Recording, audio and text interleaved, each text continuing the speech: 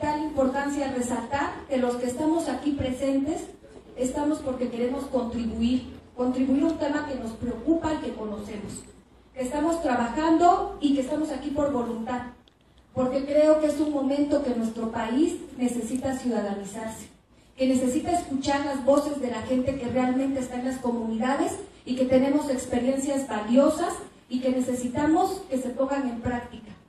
Que el gobierno federal, que los gobiernos estatales y que los gobiernos municipales nos escuchen. Por eso cada vez nos estamos organizando más para poder presentar nuestras experiencias y que sean tomadas en cuenta. Que los programas estén enfocados a las realidades que vivimos todos los días y que nos escuchen, que se volteen a las comunidades.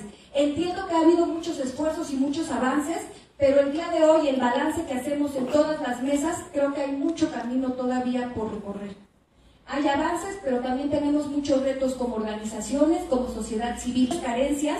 El tema que hoy nos llama a estas mesas es el tema de mercados, de comercialización. Consideramos que ahí faltan muchos apoyos, mucha difusión, canales que nos permitan articular la comercialización de los pequeños productores y lo que aquí ya han dicho los funcionarios que nos acompañan, pero que todavía no se ve reflejado en las comunidades.